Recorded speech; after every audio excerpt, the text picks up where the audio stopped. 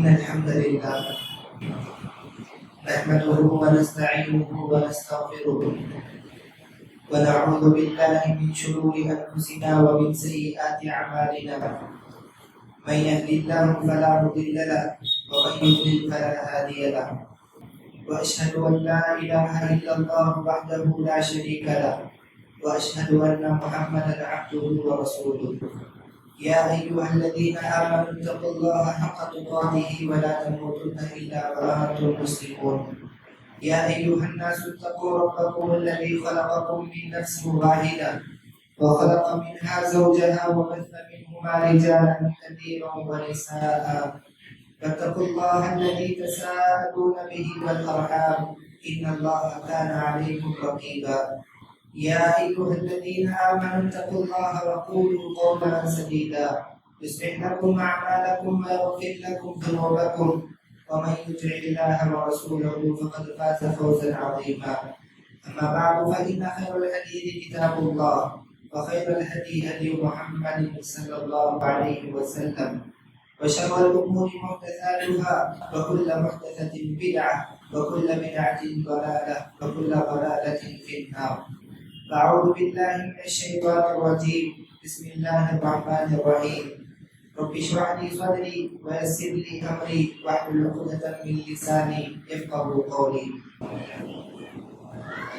حاضرین جمعہ، بزرگوں، بھائیوں، پردہ نشین اسلامی ماؤں اور بہنوں، آج محرم الحرام کی 10ویں تاریخ ہے۔ محرم الحرام اسلامی سال کا وہ مہینہ ہے جس کو شرعی اور تاریخی اعتبار سے بڑی اہمیت حاصل ہے۔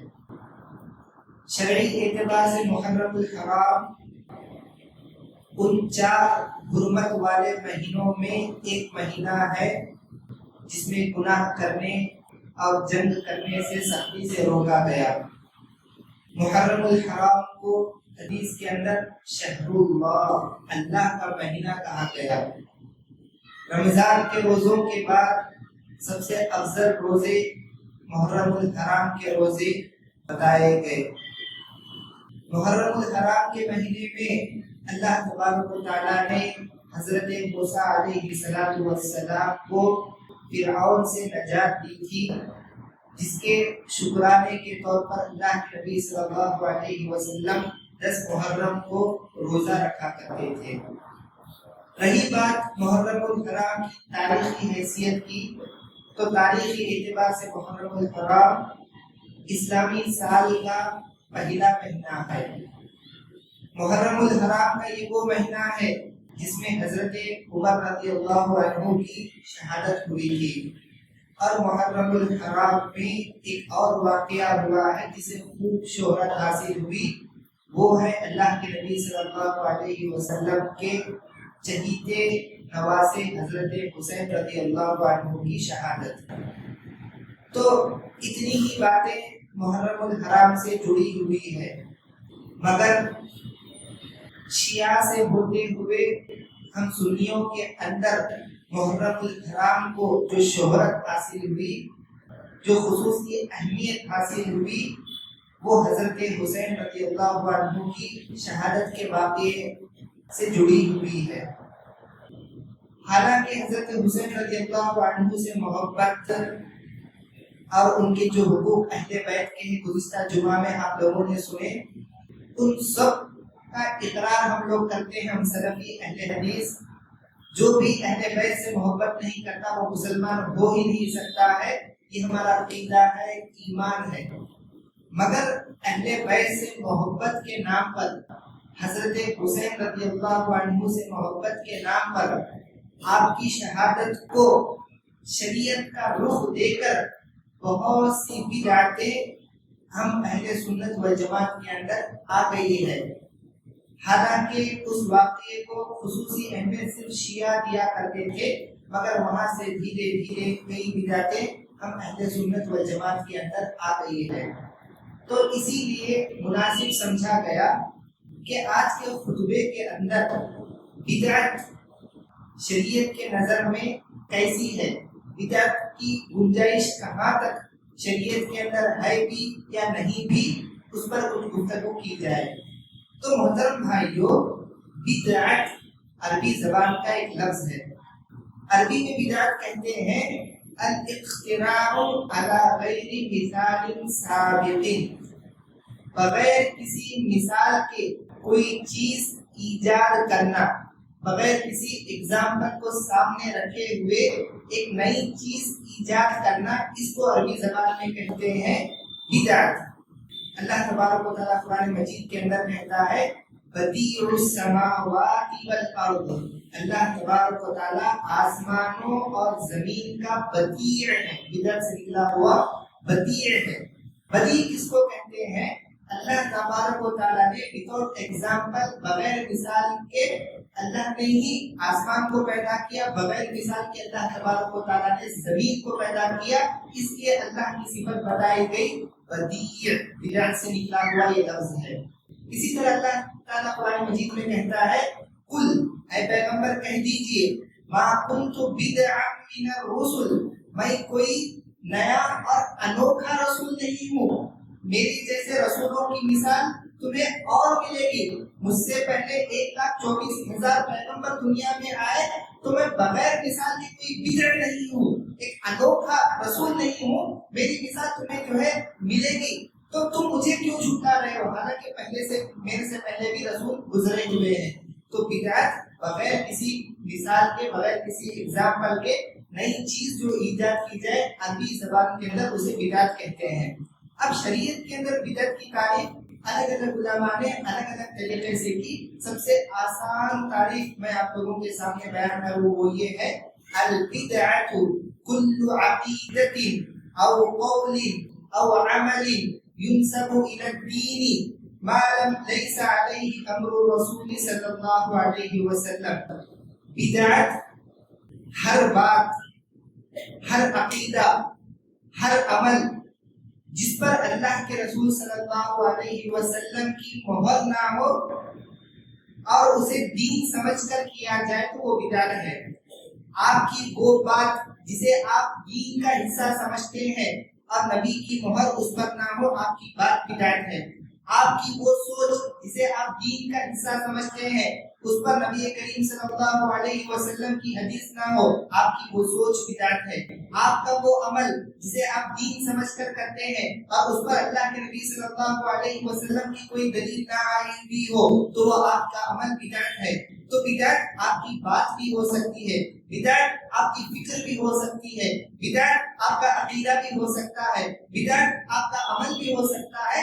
شرط اتنی ہے کہ آپ اپنی بات دین سمجھ کر کریں، شرط اتنی ہے کہ آپ اپنا عمل دین سمجھ کر کریں، شرط اتنی ہے کہ آپ وہ عقیدہ دین سمجھ کر کر رہے اور دین میں اس کی کوئی گنجائش نہ ہو تو آپ کا وہ کہنا، آپ کا وہ کرنا، آپ کا وہ سوچنا بدعت کہلائے گا۔ اسے کہتے ہیں بدعت۔ بدعت کی شریعت کے اندر کوئی گنجائش نہیں، بدعت کو جڑ سے شریعت نے اکھاڑ پھینکا ہے، اس کے باوجود بھی مسلمان ان باتوں کو سمجھتے نہیں اور بدعتوں میں ملوث پائے جاتے ہیں۔ بدعت کو شریعت میں کیسے گنجائش نہیں دی گئی، میں 4 اصولی باتیں کروں گا، موٹی موٹی باتیں جسے علماء نے نقل کیا ہے، علماء سے میں نقل کر رہا ہوں، 4 موٹی موٹی باتیں۔ اگر ان 4 باتوں کو ہم سمجھ لیں، ہمارے مسلمان بھائیوں کو ہم سمجھا دیں اور انہیں وہ بات سمجھ میں آئے تو پھر کوئی یہ جرات نہیں کر سکتا کہ وہ بدعت میں اپنے آپ کو ملوث کرے۔ سب سے پہلی بات، بدعت کیا ہے؟ بدعت دین میں اضافہ کرنا ہے، دین میں نئی بات کو ایجاد کرنا ہے، اور شریعت ہمیں بتاتی ہے کہ دین بنانا، دین میں نئی بات کو ایجاد کرنا، یہ صرف اور صرف اللہ تبارک و تعالیٰ کا اختیار ہے۔ اللہ کے علاوہ کوئی بھی دین میں اضافہ نہیں کر سکتا، دین بنا نہیں سکتا۔ کیا دلیل ہے؟ اللہ تبارک و تعالیٰ سورۃ الشورى کے اندر کہتا ہے ام لہم شرکاء شرعوا لہم من الدین ما لم یأذن بہ اللہ۔ ان کفار مکہ کے پاس، ان مشرکین مکہ کے پاس کیا اللہ کے علاوہ کوئی اور شریک ہے جو ان کے لیے دین بنائے اللہ کے حکم کے بغیر؟ ہے؟ ایسا ہو نہیں سکتا. اللہ کے حکم کے بغیر, اللہ کی اجازت کے بغیر کوئی شریعت بنا نہیں سکتا, کوئی دین میں اضافہ کر نہیں سکتا. دین بنانا, شریعت بنانا صرف اور صرف اللہ کے حکم سے ہوتا ہے, اللہ کے اختیار کی چیز ہے, صرف وہ اسی کا حق ہے. اس کے علاوہ کوئی اور دین بنا نہیں سکتا, کوئی اور شریعت بنا نہیں سکتا. خود وہ واقعہ, بڑا مشہور واقعہ ہم بار بار سنتے ہیں, معراج کا واقعہ. معراج کا واقعہ کیا ہے کہ اللہ کے رسول صلی اللہ علیہ وسلم جب اللہ تبارک و تعالیٰ سے گفتگو کر کے واپس ہو رہے تھے تو آپ صلی اللہ علیہ وسلم کی ملاقات حضرت موسیٰ علیہ السلام سے ہوئی. حضرت موسیٰ علیہ السلام نے اللہ کے رسول صلی اللہ علیہ وسلم سے پوچھا کہ کیا ہدیہ لے کر آئے ہو, کیا تحفہ لے کر آئے ہو؟ تو اللہ کے رسول صلی اللہ علیہ وسلم نے فرمایا فرض 50 صلاۃ, اللہ تبارک و تعالیٰ نے میری امت پر 50 نمازوں کو فرض کیا ہے. تو فوراً حضرت موسیٰ علیہ السلام نے کہا ان امتک لا تطیق ذلک, کہ تمہاری امت 50 نمازیں ایک دن کے اندر پڑھ ہی نہیں سکتی, جاؤ واپس جاؤ اور اس میں تخفیف کرا کر آؤ. اللہ کے رسول صلی اللہ علیہ وسلم واپس گئے اللہ تبارک و تعالیٰ کے پاس, 50 سے 10 کم کرا کر 40 کرا کر لائے. پھر حضرت موسیٰ نے کہا کہ 40 بھی نہیں پڑھ سکتی, پھر جاؤ, پھر گئے, پھر 10 کم کرا کر لائے, پھر گئے, پھر 10 کم کرا کر لائے, پھر گئے, پھر 10 کم کرا کر لائے, پھر گئے, پھر 5 کم کرا کر آئے, یہاں تک کہ صرف 5 نمازیں آخر میں بچی ہوئی تھی. حضرت موسیٰ نے کہا کہ 5 نمازیں بھی آپ کی امت پڑھ نہیں سکتی, آپ پھر جائے اور کم کرا کر آئے. تو اللہ کے رسول صلی اللہ علیہ وسلم نے کہا کہ نہیں, مجھے اور شرم آ رہی ہے کہ اللہ تبارک و تعالیٰ کے پاس جاؤ, کم کرا کراؤ. یہ واقعہ ہم بار بار سنتے ہیں. آپ ذرا ٹھہریے, رک کر اس واقعے پر غور کیجیے. اللہ تبارک و تعالیٰ نے 50 نمازیں فرض کی اور 50 نمازیں فرض لے کر آنے والے اللہ کے رسول صلی اللہ علیہ وسلم امام الانبیاء ہے. اور سامنے جو پیغمبر انہیں مشورہ دے رہے ہیں وہ ہے اولو العزم پیغمبر حضرت موسیٰ علیہ السلام, 5 افضل پیغمبروں میں سے ایک پیغمبر. تو دونوں ملے ہوئے ہیں. اللہ تبارک و تعالیٰ نے 50 نمازیں فرض کی ہے, اس کے باوجود بھی دونوں مل کر 50 سے 40 نہیں کر رہے, بلکہ کیا کر رہے ہیں کہ نہیں, عبادت بنانا, شریعت بنانا اللہ کا اختیار ہے, جائیے واپس 50 سے کم کرا کر آئیے. گئے اور جا کر 40 کرا کر آئے اللہ کے رسول صلی اللہ علیہ وسلم. پھر دوبارہ انہوں نے یہ نہیں سوچا کہ اللہ تعالیٰ نے 50 سے 40 کیا ہے تو اللہ 40 سے 30 بھی کرے گا, جائیں کیوں خامخواہ ہم ہی کم کر لیں. نہیں, ایسا انہوں نے نہیں سوچا. پھر گئے, پھر آئے, پھر گئے, پھر آئے, پھر گئے, پھر آئے, یہاں تک کہ 5 کو پہنچ گئے. 5 کو پہنچنے کے بعد موسیٰ علیہ السلام نے کہا کہ اتنا بھی نہیں پڑھ سکتے. جب تو شرم آ رہی تھی اس کے باوجود بھی اللہ کے رسول صلی اللہ علیہ وسلم اور حضرت موسیٰ علیہ السلام نے مل کر 5 نمازوں کو اور گھٹایا نہیں, بلکہ انہوں نے یہ سمجھا کہ یہ اللہ ہی کا اختیار ہے. تو معلوم کیا ہوا, وہ لوگ جانتے تھے, وہ لوگ مانتے تھے, وہ لوگ عقیدہ رکھتے تھے کہ دین میں بڑھانا, گھٹانا, دین میں اضافہ کرنا, دین میں داخل کرنا یہ خاص اللہ کا اختیار ہے. اللہ کے علاوہ کوئی, چاہے وہ امام الانبیاء ہو, اولو العزم پیغمبر ہو, کوئی اس میں دخل اندازی کر ہی نہیں سکتا, دین میں کوئی اضافہ کر ہی نہیں سکتا. اور اللہ تعالیٰ قرآن مجید کے اندر کہتا ہے اتبعوا ما انزل الیکم من ربکم, تم اتباع کرو ان باتوں کی جو تمہارے رب کی طرف سے اوپر سے اتاری گئی. شریعت اوپر سے اترتی ہے, زمین پر عمل کیا جاتا ہے. شریعت اوپر بنتی ہے, یہاں پر اس کی پیروی کی جاتی ہے.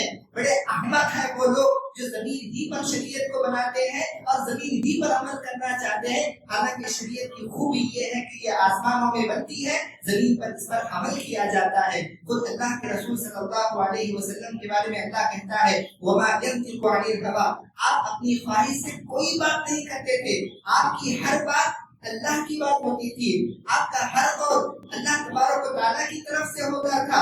تو آپ نے اپنی جانب سے تھوڑا سا بھی اضافہ شریعت کے اندر نہیں کیا, تھوڑی سی بھی کمی شریعت کے اندر نہیں کی. جو بھی آپ نے کیا وہ اللہ تبارک و تعالیٰ کے حکم سے کیا. تو پہلی بات ہم لوگ یہ سمجھ لیں کہ شریعت کو کو بنانا، شریعت سازی کرنا، یہ خاص اللہ کا حق ہے، کوئی اس کے اندر دخل اندازی نہیں کر سکتا۔ پھر دوسری بات، شریعت بنانا اللہ کا کام ہے، اللہ کا حق ہے، تو کیا اللہ تعالیٰ نے یہ حق ادا کر لیا کہ اللہ تبارک و تعالیٰ نے شریعت مکمل کر دی؟ کیونکہ اگر نامکمل ہو تو پھر مکمل کیا جاتا ہے، انکمپلیٹ ہو تو اسے کمپلیٹ کرنے کی کوشش کی جاتی ہے۔ گلاس میں پانی بھرا ہوا ایک جگہ ہو تو آگے ہم پانی ڈالیں گے ٹھہرے گا، اگر گلاس پہلے سے بھرا ہوا ہے ہم پانی ڈالیں گے وہ پانی جو نیچے گر جائے گا۔ تو وہی بات، اللہ تعالیٰ کا حق ہے شریعت بنانا، اللہ تعالیٰ کا کام ہے شریعت بنانا، کہ اللہ نے اپنا کام مکمل کیا یا نہیں کیا، یہ سوال۔ تو اللہ تعالیٰ اس کا جواب قرآن مجید کے اندر دیتا ہے، الیوم اکملت لکم دینکم، آج کے دن میں نے اپنا دین تم پر مکمل کر دیا۔ جب دین اللہ نے مکمل کر دیا، تم کوئی بات لاؤ اور کہو کہ اسے بھی دین میں شامل کرو، تم کوئی بات لاؤ اور کہے کہ اسے بھی دین میں داخل کرو، تو یہ دین میں کیسے داخل ہوگا، یہ دین میں کیسے شامل ہوگا؟ وہاں پر گنجائش ہی باقی نہیں، آلریڈی وہ کمپلیٹ ہے، پہلے سے وہ مکمل ہے، گنجائش ہی نہیں، تو تمہاری بات کیسے قبول کی جائے گی؟ تمہاری بات تمہارے منہ پر بات دی جائے گی، قبول نہیں ہوگی۔ تو پہلی بات آپ نے سمجھی کہ شریعت بنانا اللہ کا کام ہے۔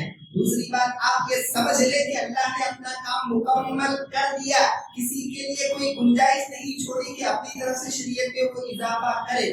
تیسری بات ہمیں یہ سمجھنا ہے کہ اللہ تعالیٰ نے مکمل کرنے کے باوجود بھی بعض کم عقلوں کو، بعض حماقت کرنے والوں کو بات سمجھ نہیں آتی، اور بار بار جو ہے اللہ تعالیٰ نے روکا کہ تم اللہ کے کام میں دخل اندازی مت کرو، شریعت سازی کے اندر مت آؤ، یہ تمہارا کام نہیں ہے۔ بار بار قرآن اور حدیث کے اندر سمجھایا گیا۔ اللہ تعالیٰ قرآن مجید کے اندر کہتا ہے، یا ایھا الذین آمنوا لا تقدموا بین یدی اللہ ورسولہ، اے ایمان والو اللہ اور اس کے رسول سے آگے بڑھنے کی جرأت مت کرو۔ کیا مطلب؟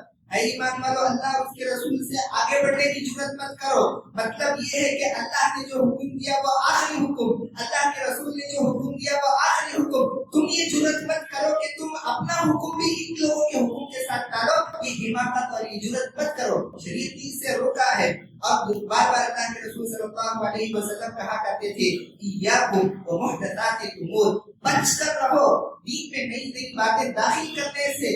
اللہ کا کام ہے شریعت بنانا، اور اللہ تعالیٰ نے اپنا کام بنا لیا، اور ساتھ ہی ساتھ ہمیں روکا بھی کہ تم مت کرو یہ کام۔ پھر بھی لوگوں کو سمجھ میں نہیں آتا، اس کے باوجود نئی نئی باتیں جو ہے دین میں داخل کرنے لگتے ہیں۔ تو ایسے لوگوں کے بارے میں بھی شریعت کہتی ہے، یا ایھا الذین آمنوا اطیعوا اللہ واطیعوا الرسول ولا تبطلوا اعمالکم، اے ایمان والو اللہ کی اطاعت کرو، اللہ کے رسول کی اطاعت کرو، اپنے اعمال کو ضائع مت کرو۔ کیا مطلب اس آیت کا؟ اس آیت کا مطلب یہ ہے کہ اللہ کی اطاعت، اللہ قرآن کی اطاعت کرو، حدیث کی اطاعت کرو، تم اپنی طرف سے قرآن اور حدیث کے برابر کوئی بات لا کر عمل کر کے اپنے عمل کو ضائع مت کرو، بدعت کر کے تمہاری اچھی نیکیوں کو بھی خراب مت کرو۔ اللہ قرآن مجید کے اندر کہہ رہا ہے، اور وہ مشہور حدیث مائیں عائشہ رضی اللہ عنہا جس کی راویہ ہے، کیا ہے؟ اللہ کے رسول صلی اللہ علیہ وسلم نے فرمایا، من احدث فی امرنا ھذا ما لیس منہ فہو رد، جو کوئی ہماری اس شریعت میں نئی بات کوئی ایجاد کرے گا، اس کی بات اس کے منہ پر مار دی جائے گی۔ تو تمہاری کوئی بھی بات قبول ہونے والی نہیں ہے، تمہاری کوئی بات تمہارے کام آنے والی نہیں، اسی بات کو تمہارے منہ پر مار دیا جائے گا، تو کیوں خواہ کی محنت کر رہے ہو؟ تو یہ چار باتیں ہم سمجھ لیں، شریعت بنانا اللہ کا کام ہے، اللہ نے اپنا کام مکمل کر دیا، بنانے سے ہم لوگوں کو روکا، اگر کوئی بنا کر لاتا بھی ہے تو اس کی اس بات کو اس کے منہ پر مار دیا جائے گا، قبول نہیں کیا جائے گا، چاہے اس کی بات جتنی ہی میٹھی لگے، اس کی بات جتنی ہی اچھی لگے، چاہے وہ بدعت کو حسنہ کہہ کر پیش کرے، مگر اس کی وہ بدعت قابل قبول نہیں ہوگی۔ چار باتیں ہم لوگ سمجھ جائیں۔ تو محترم بھائیوں، ہمارے درمیان جو بدعتیں رائج ہیں مسلمانوں کے اندر، ان بدعتوں کی دو بڑی قسمیں ہم کر سکتے ہیں، اہل علم نے یہ قسم کی ہے۔ سب سے پہلی قسم ہے بدعہ قولیہ عقدیہ، یعنی ایسی بدعتیں جس کا عقیدہ دل میں رکھ کر زبان سے اس کا اقرار کیا جائے، ایسی بدعتیں جس کا عقیدہ دل میں رکھ کر زبان سے اس کا اقرار کیا جائے، جیسے انبیاء کا وسیلہ لے کر دعا کرنا، انبیاء کا وسیلہ لے کر دعا کرنا شریعت میں اس کی گنجائش ہے نہیں ہے۔ شریعت سمجھ کر ہم انبیاء کا وسیلہ لینے کو جائز سمجھتے ہیں دل میں اور زبان سے وسیلہ لیتے ہیں، تو آپ کا یہ وسیلہ لینا بدعت ہے۔ شریعت کہتی ہے کہ مردے نہیں سنتے، آپ کہتے ہیں کہ نہیں مردے سنتے ہیں، دل میں آپ کا یہ عقیدہ ہے اور زبان سے آپ مردوں کو سناتے ہیں، یہ بدعت ہے۔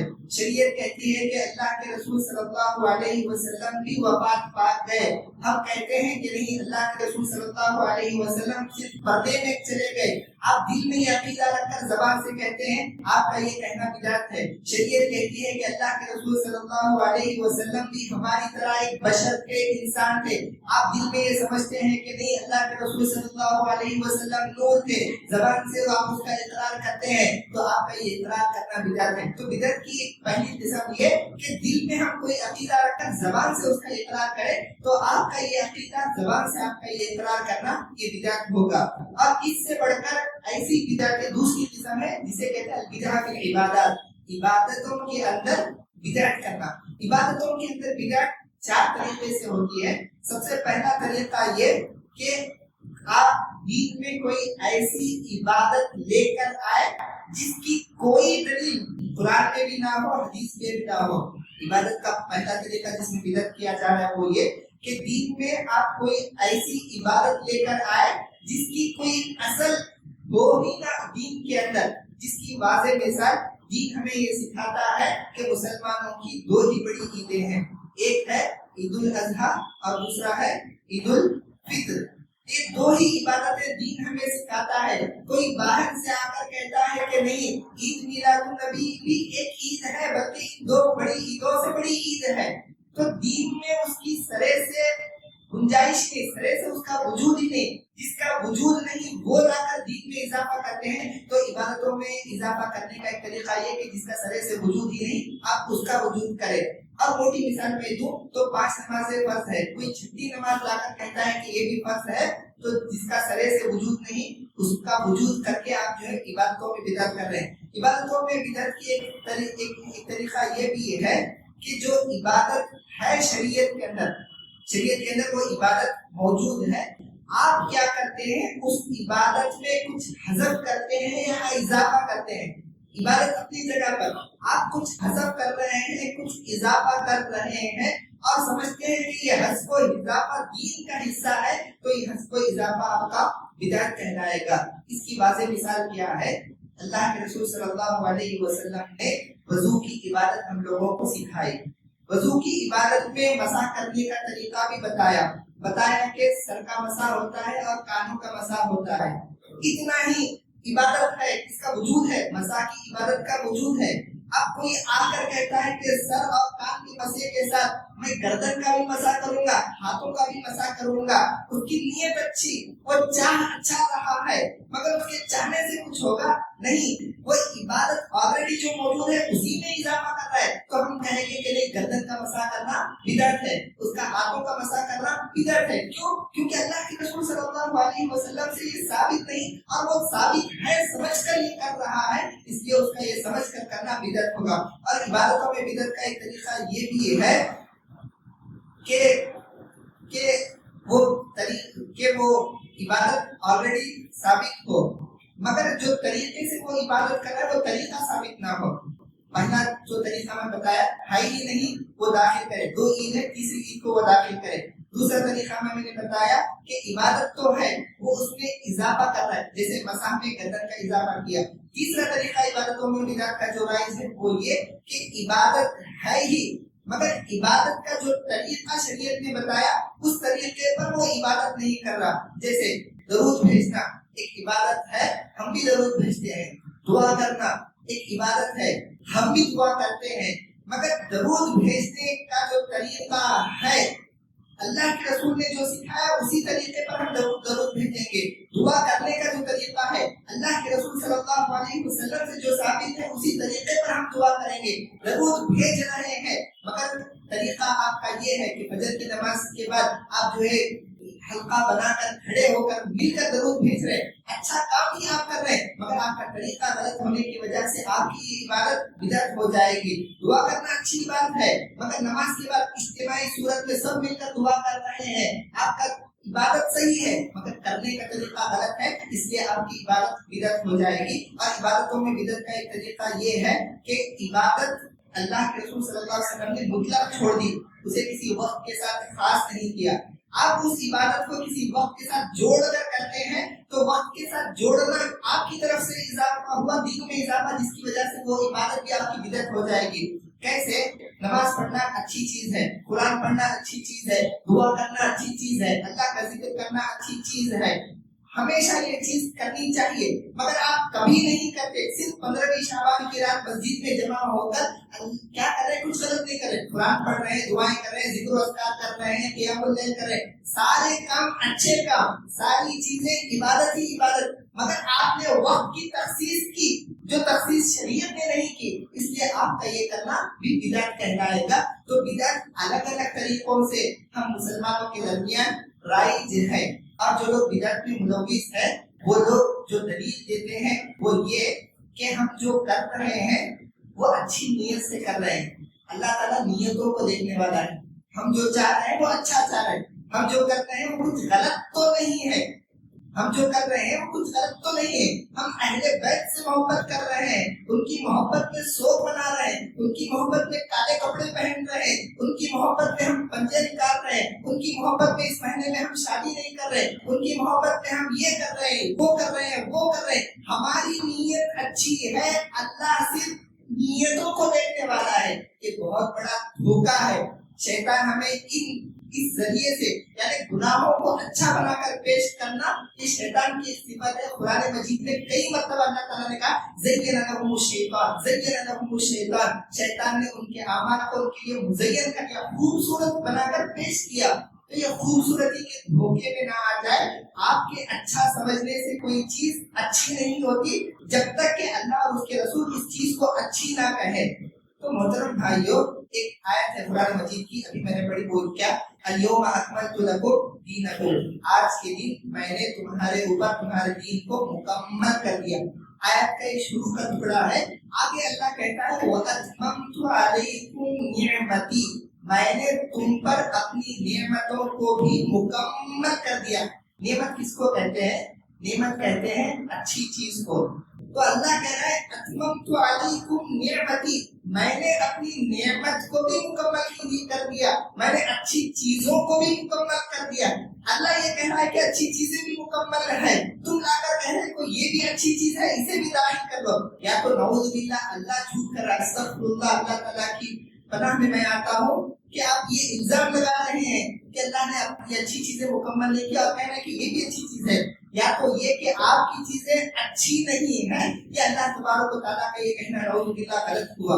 اللہ کا کہنا تو غلط نہیں ہو سکتا، ومن اصدق من اللہ حدیثا، اللہ تعالیٰ سے سچی بات کوئی کر ہی نہیں سکتا، یہ ہمارا ایمان ہے۔ تو اللہ سچ کہہ رہا ہے کہ اللہ نے اچھی باتیں مکمل کر دی، اور تم اچھی باتیں کہہ کر جو چیز لا رہے ہو تم جھوٹے ہو، اللہ کی بات کے آگے تمہاری بات قبول نہیں ہوگی، تم چاہے جتنی بھی اچھی چیز لے کر آؤ وہ اچھی ہو نہیں سکتی، اگر اچھی ہوتی تو اللہ تعالیٰ اسے شریعت میں شامل کر چکا ہوتا۔ اسی طرح اللہ کے رسول صلی اللہ علیہ وسلم حدیث میں کہتے ہیں انہ لیس شیء یقربکم الی الجنہ ویباعدکم الی النار الا وقد امرتکم بہ، کوئی چیز ایسی نہیں ہے جو تمہیں جنت کے قریب کرے اور جہنم سے دور کرے، الا یہ کہ میں نے اس کا حکم دے دیا۔ جو چیز تمہیں جنت سے قریب کرے گی اللہ کے رسول نے اس کا حکم دیا، جو چیز تمہیں جہنم سے دور کرے گی اللہ کے رسول صلی اللہ علیہ وسلم نے تمہیں حکم دیا۔ اب کوئی تیسرا آ کر تمہیں کہتا ہے کہ یہ چیز تمہیں جنت سے قریب کرے گی، یہ چیز تمہیں جہنم سے دور کرے گی، یہاں پر بھی وہی بات، یا تو تم صحیح کہہ رہے ہو کہ نعوذ باللہ اللہ کے رسول صلی اللہ علیہ وسلم غلط نہیں، یہ تو ہم زبان پر بھی نہیں لا سکتے، ہم اس کا تصور بھی نہیں کر سکتے۔ اللہ کے رسول کی بات سچی ہے، انہوں نے جو بتائی وہی بات تمہیں جنت سے قریب کرے گی، انہوں نے جو بتائی وہی بات تمہیں جہنم سے دور کرے گی۔ کوئی تیسرا لا کر کوئی دوسرا لا کر تمہیں یہ کہے کہ جنت میں داخل ہوگے تم اس راستے سے، جنت میں جہنم سے بچو گے تم اس راستے سے، تو بہت بڑا جھوٹا ہے، اس کے فریب سے بچے، چاہے اس کی بات کتنی ہی میٹھی ہو، چاہے اس کی بات کتنی ہی اچھی ہو۔ خود صحابہ کہا کرتے تھے، حضرت عبداللہ بن عمر رضی اللہ عنہ کا قول ہے، کل بدعۃ ضلالہ وان رآہ الناس حسنا، ہر بدعت گمراہی ہے گرچہ کہ لوگ اسے اچھا سمجھے۔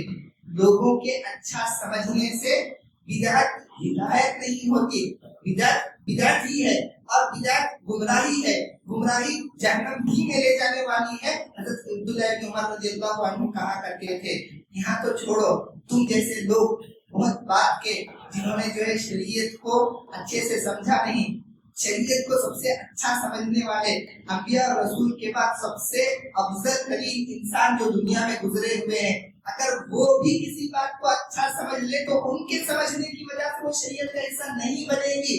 صحابہ اکرام رضوان اللہ علیہم کی جماعت، نئے نئے کچھ مسلمان ہوئے تھے صحابہ، اللہ کے رسول صلی اللہ علیہ وسلم کے ساتھ سفر میں تھے۔ انہوں نے دیکھا کہ ایک قوم ہے جس کا درخت ہے، وہ اس درخت کے ارد گرد گر کر اس کی عبادت کر رہی ہے۔ نئے نئے مسلمان ہوئے تھے، ابھی پوری طرح انہوں نے دین کو سمجھا نہیں تھا، تو اللہ کے رسول صلی اللہ علیہ وسلم سے کہنے لگے اجعل لنا ذات انواط کما لهم ذات انواط، اے اللہ کے رسول دیکھیے ان کے پاس دکھنے والا ایک معبود ہے جس کی وہ ارد گرد عبادت کر رہے ہیں، ہمارے لیے بھی ایسا ذات انواط بنائیے جس طرح ان کے پاس ہے۔ اللہ کے رسول صلی اللہ علیہ وسلم غصے میں آ گئے اور آ کر کہنے لگے تمہیں کیا ہو گیا ہے، تم وہی بات مجھ سے کہہ رہے ہو جو بات حضرت موسیٰ کی قوم نے حضرت موسیٰ سے کہا تھا اجعل لنا الہا کما لهم آلہہ، اے موسیٰ ان کے پاس جیسا دکھنے والا معبود ہے ہمارے پاس، ہمارے لیے بھی کوئی ایک معبود بناؤ۔ جس طرح بنی اسرائیل نے کہا تھا تم بھی وہ بات کہہ رہے ہو، یہ بہت غلط بات ہے۔ صحابہ جیسی جماعت کسی چیز کو اچھا سمجھ کر کرنا چاہے، اگر وہ اچھی نہیں ہے تو اچھی نہیں ہے۔ اب تم سمجھ کر کہو کہ یہ چیز اچھی ہے تو اچھی ہو جائے گی، نہیں، اچھی چیز وہی جو اللہ نے سکھائی، اچھی چیز وہی جو رسول اللہ صلی اللہ علیہ وسلم نے بتائی۔ صحابہ کے بعد سب سے افضل انسان دنیا کے تابعین ہیں۔ تابعین کا ایک واقعہ میں آپ لوگوں کے سامنے بیان کروں۔ حضرت عبداللہ بن مسعود رضی اللہ عنہ ایک مرتبہ مسجد میں داخل ہوتے ہیں، اللہ کے رسول صلی اللہ علیہ وسلم کا انتقال ہو کر کچھ ہی دن ہوا تھا۔ مسجد میں داخل ہو کر کیا دیکھتے ہیں کہ نماز سے پہلے لوگ حلقوں کی شکل میں بیٹھے ہوئے ہیں، ہر حلقے کے درمیان ایک آدمی بیٹھا ہوا ہے جس کے ہاتھ میں کچھ پتھر ہے، وہ پتھر لوگوں میں تقسیم کر رہا ہے اور کہہ رہا ہے سبحوا مئۃ مرہ، 100 مرتبہ سبحان اللہ کہو، کبروا مئۃ مرہ، 100 مرتبہ اللہ اکبر کہو۔ حضرت عبداللہ بن عباس رضی اللہ عنہ ایک دم غصے میں آ گئے اور کہنے لگے ما اسرع ہلککم یا امت محمد، اے امت محمد صلی اللہ علیہ وسلم کتنا جلدی تم لوگ ہلاکت کے قریب ہو گئے۔ ابھی اللہ کے رسول صلی اللہ علیہ وسلم کے کپڑے بوسیدہ نہیں ہوئے، آپ کے برتن ٹوٹے نہیں، آپ کے صحابہ انتقال نہیں کیے اور تم بدعتوں میں ملوث ہو گئے۔ تو وہ لوگ کہنے لگے ما اردنا الا الخیر یا ابا عبد الرحمن، اے ابو عبد الرحمن ہم کوئی غلط کام کر رہے ہیں کیا؟ ہم تو جو اچھا ہی چاہ رہے ہیں، ہم اللہ کی 100 مرتبہ تسبیح بیان کر رہے ہیں، اللہ تبارک و تعالیٰ کی 100 مرتبہ تکبیر بیان کر رہے ہیں۔ اس وقت حضرت عبداللہ ابن مسعود رضی اللہ عنہ نے جو جملہ کہا تھا وہ آج بھی ہمارے لیے سبق ہے۔ وہ کہتے ہیں کم من مرید للخیر لن یصیبہ، بہت سے لوگ ہیں جو اچھا چاہتے ہیں مگر اچھائی تک پہنچتے نہیں، بہت سے لوگ ہیں جو اچھا چاہتے ہیں اچھائی تک پہنچتے نہیں۔ آج بھی ہمارے بھائی اچھا ہی چاہتے ہیں، وہ بھی دینی جذبے ہی سے کرتے ہیں مگر ان کا اچھا چاہنا، ان کا اچھا جذبہ رکھنا وہ ان کو اچھائی تک نہیں پہنچتا۔ اچھائی تک اسی وقت پہنچیں گے جب قرآن سے جڑیں گے، اچھائی تک اسی وقت پہنچیں گے جب احادیث سے جڑیں گے، اچھائی تک اسی وقت پہنچیں گے جب قرآن اور حدیث کو سمجھنے کے لیے سلف کے سمجھ کا استعمال کریں گے۔ اگر اپنی سمجھ کو داخل کریں گے اسی طرح جو گمراہیوں کا شکار ہوں گے تو بدعت بہت بڑی گمراہی ہے، بدعت جہنم تک لے جانے والی ہے۔ اس کی اتنی خرابیاں ہیں کہ یہی بدعت لوگوں کو جو ہے کفر اور شرک تک لے جاتی ہے. اللہ تعالیٰ قرآن مجید میں کہتا ہے فَلْيَحْذَرِ الَّذِينَ يُخَالِفُونَ عَنْ أَمْرِهِ أَن تُصِيبَهُمْ فِتْنَةٌ أَوْ يُصِيبَهُمْ عَذَابٌ أَلِيمٌ. جو لوگ اللہ کے رسول کی سنت کو چھوڑتے ہیں وہ ڈر کر زندگی گزارے. کس بات سے ڈر کر زندگی گزارے؟ أَن تُصِيبَهُمْ فِتْنَةٌ، اس بات سے ڈر کے کہ وہ فتنے میں مبتلا ہو. علامہ ابن کثیر رحمہ اللہ بیان کرتے ہیں کہ فتنے سے مراد یہاں پر کفر ہے. تو بدعت میں جا کر انسان دیر نہیں کہ کفر اور شرک تک پہنچ جائے. اسی لیے آپ دیکھیے کہ الحمدللہ فخر کے ساتھ کہتا ہوں میں یہ کہ جو لوگ جو جماعت بدعت سے دور رہتی ہے بچے کے اس کے اندر ہزار اخلاقی خرابیاں ہو، وہ جو ہے چور ہو سکتا ہے، ڈاکو ہو سکتا ہے، قاتل ہو سکتا ہے، فلاں ہو سکتا ہے، فلاں، جو اپنے آپ کو بدعت سے روکے رکھتا ہے تو کہ کفر اور شرک تک نہیں جاتا. جو لوگ اپنے آپ کو بدعتوں میں داخل کرتے ہیں وہ فتنے میں کبھی بھی مبتلا ہو سکتے ہیں، کفر اور شرک تک کبھی بھی پہنچ سکتے ہیں. سلف کہا کرتے تھے البدعۃ برید الکفر، بدعت کفر کا پیغام لے کر آتی ہے. اگر آپ کے دروازے پر بدعت آ رہی ہے تو آپ ڈر جائیے، کیونکہ وہ آ کر کہہ رہی کہ میرے پیچھے کفر آنے والا ہے، اس کا بھی انتظار کر لو. تو بہت خطرناک چیز ہے بدعت. اور بدعت کی خرابی یہ ہے کہ بدعت کو انسان اتنی محنت سے کرتا ہے. سب سے بڑا دھوکہ دنیا کا کوئی ہے تو وہ بدعت ہے. سب سے بڑا دھوکہ دنیا کا کوئی ہے تو وہ بدعت ہے. اللہ کہتا ہے قل هل انبئکم بالاخسرین اعمالا الذین ضل سعیهم فی الحیاۃ الدنیا. کیا میں تمہیں یہ نہ بتاؤں کہ سب سے زیادہ خسارے میں عمل کے اعتبار سے کون ہے؟ وہ ہے جس کا عمل دنیا ہی میں ضائع ہو جائے. دیکھیں کہ بدعتی کتنا خرچ کرتے ہیں مگر ان کا خرچ کرنا پیدا ہوگا نہیں. بدعتی کتنا لمبا سفر کرتے ہیں، کیا ان کا سفر کرنا پیدا دے گا؟ نہیں. بدعتی اپنے آپ کو کتنی مشقت میں ڈالتے ہیں، کیا ان کا مشقت میں ڈالنا پیدا دے ہوگا؟ تو ایسے دھوکے میں ہے کہ عمل کر کے بھی ان کے عمل کا فائدہ نہیں. اللہ تعالیٰ قرآن میں کہتا ہے وجوہ یومئذ خاشعہ عاملۃ ناصبہ، بہت سے چہرے قیامت کے دن ایسے ہوں گے جو جھکے ہوئے ہوں گے. ان کی صفت کیا ہے؟ عاملۃ ناصبہ، اتنا عمل انہوں نے دنیا میں کیا ہوگا کہ عمل کرتے کرتے تھک گئے ہوں گے. نتیجہ کیا ہوگا؟ تسلا نارا حامیہ، دہتی ہوئی آگ میں وہ داخل ہو جائیں گے. سبحان اللہ. عمل کر رہے ہیں ایسا عمل جو تھکا رہا ہے اور داخل کہاں ہو رہے؟ جہنم میں ہو رہے. تو یہ لوگ کون ہو سکتے ہیں؟ یقیناً یہ بدعتی ہی ہو سکتے ہیں. وہ بدعتی بدعت کو اچھا سمجھ کر محنت کر رہا ہے جس کی وجہ سے اسے توبہ کی توفیق تک نہیں ملتی. صحابہ کہا کرتے تھے کہ بدعتی پر اللہ تبارک و تعالیٰ نے توبہ کا دروازہ بند کر کے رکھ دیا ہوا ہے، یعنی توبہ اس سے روک دی جاتی ہے. توبہ اس وقت کرتا ہے جب انسان کو معلوم ہو وہ غلط ہو، تو اچھا ہے سمجھ کر کر رہا ہے تو توبے کا سوال ہی نہیں پیدا ہوتا. تو بدعت بہت بڑی برائی ہے. اسی کے ذریعے انسان شرک تک جاتا ہے، کفر تک جاتا ہے. اللہ تبارک و تعالیٰ سے دعا ہے کہ پروردگارا ہمیں جو ہے سنت کا پابند بنا، اللہ اس کے رسول کے طریقے پر چلنے والا بنا، منہج سلف کی پیروی کرنے والا بنا. ہر بدعت سے ہماری حفاظت فرما. جو لوگ انجانے میں بدعتوں میں ملوث ہے اللہ تبارک و تعالیٰ کی آنکھوں کو کھول دے، انہیں راہ راست پر چلا، انہیں صراط مستقیم پر رکھ. پروردگارا جو ہمیں بیمار ہے انہیں شفا کاملہ عاجلہ عطا فرما.